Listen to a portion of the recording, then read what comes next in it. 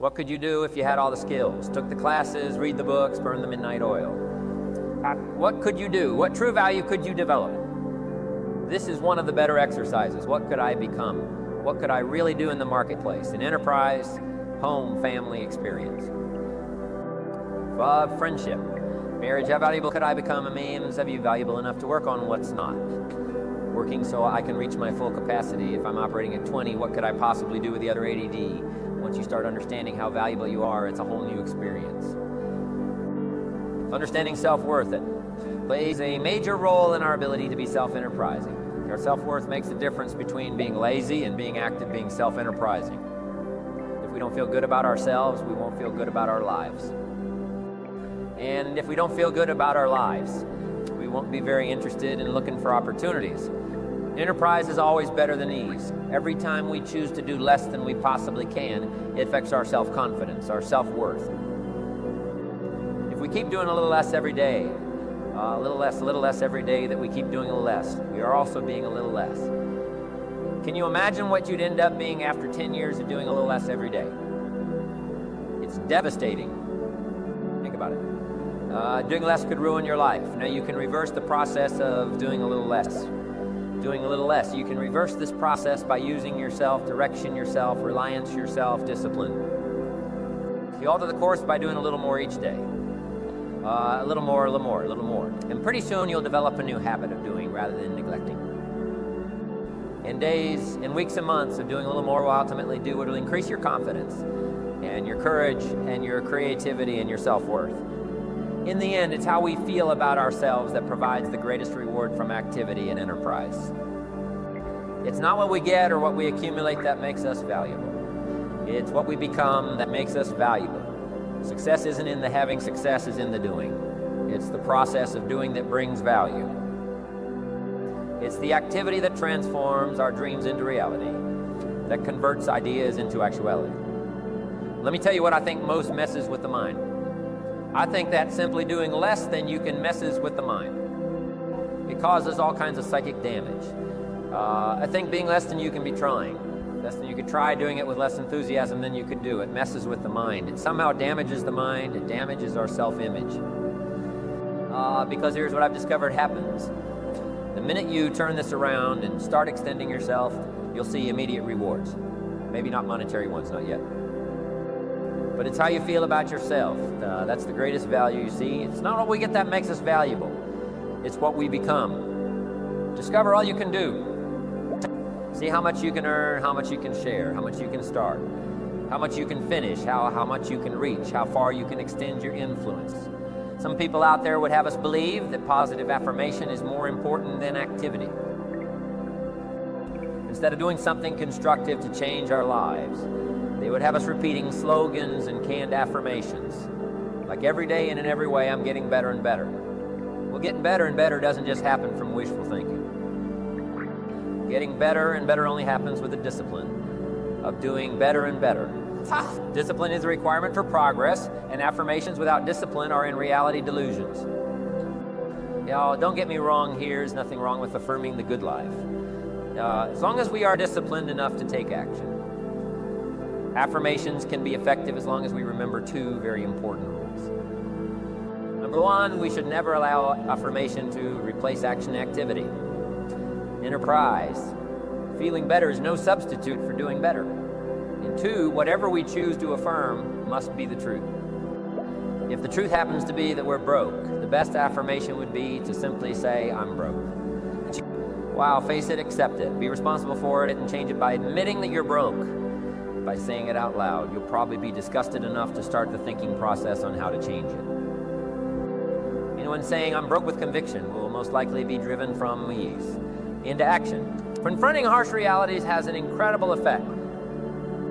Confronting the truth and then applying the discipline to express the truth instead of disguising it inevitably leads to positive change. And reality is always the best beginning. You see, within reality lies the possibility to create our own personal miracle, And the power of faith starts with reality. And we can bring ourselves to state the truth about a situation, then as the saying goes, the truth will set us free. Here's another old saying. Faith isn't faith unless it's all you're holding on to. If your life and circumstances have resulted in a situation that is ugly, call it ugly. If you've lost it all, admit that you've lost it all. Be responsible to it. And if faith is all you've got left, use it. Create your own personal miracle. Once we understand and accept the truth, the promise of the future is freed from the shackles of deception. Once we accept the truth, the promise of the future will pull us. Also, one more thought on discipline. Here's the greatest value of discipline. Self-worth, self-esteem. People are teaching self-esteem these days, but they don't connect it to disciplines.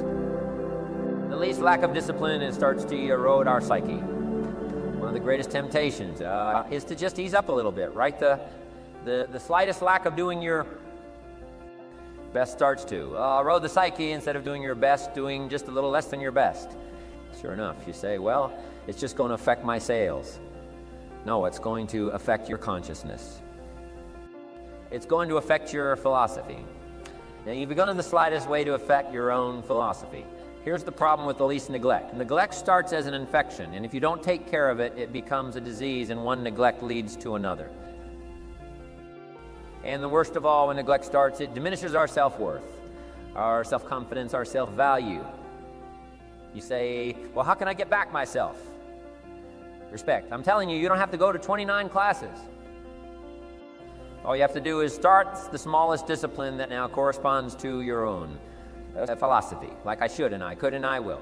No longer will I let neglect stack up on me so that I will have the sorry scenario 6 years from now, giving some excuse instead of celebrating my progress.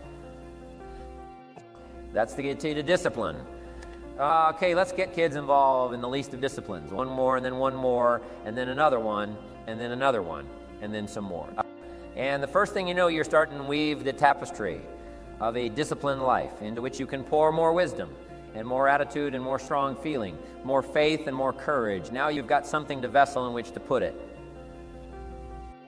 And now the equities start to flow. And the early return, I'm telling you, if you start this process, the early return will have you so excited you'll commit yourself to this strategy for the rest of your life. You'll never go back to the old ways. Join a new crowd, join a new group, the disciplines to do it. Take action. Your self-esteem is defined as how much you like yourself, how much you respect yourself, how much you value yourself in your interactions with other people. And the more you like yourself and value yourself, the more you like and value other people. And the more you like and value other people, the more they value you right back. We also found out that self-esteem is like physical fitness. You can actually build your self-esteem consistently over time by doing and saying certain things. So the starting point of building your self-esteem is for you to have a clear sense of who you are and what you want. Let's say, what are your very best qualities? What are your very best skills and abilities? What are the things that you do or have done in the past that account for most of your success when you think back on the things that you're good at? And the things that you enjoy and the things that make you happy. You'll find that you like yourself and respect yourself even more. A second way to build your self-esteem is to set goals, is to say, if I could achieve anything at all in life, what would I like to achieve in the weeks and months and years ahead? And write it down. Write it down, write it down. Here's what psychologists have discovered. Setting big goals for yourself improves your self-image and raises your self-esteem. You actually like yourself and respect yourself more. When you have big goals for your life, you have more self-confidence. And you're happier about yourself. Third way to build your self-esteem is through self-discipline. We say that self-esteem leads to self-discipline, and self-discipline increases your self-esteem. So that means setting priorities on your work. Saying to yourself, what is the most important thing I could do right now? And then disciplining yourself to do that. Now here's the key, and it's the great key to success. It's called task completion. Whenever you start and complete a task yourself, esteem goes up. You like and respect yourself more. You feel like a winner because completing a task is like crossing a finish line. It gives you a feeling of winning. So if you start and complete any task yourself, esteem goes up. If you start and complete your most important task yourself, esteem goes. It goes up very high and you feel sometimes exhilarated. Your brain releases endorphins, which are called nature's happy drug. They make you happy, and not only that, they motivate you to want to do more things and to do the better and to do them sooner as well. So those are some of the ways to raise your self-esteem. and especially underlying everything that you do by repeating the magic words. I like myself, I like myself, I like myself. Know who you are. Set clear goals. Work on the most important things that you can do, achieve those goals, and discipline yourself to complete your tasks. And your self-esteem will go up and up and up.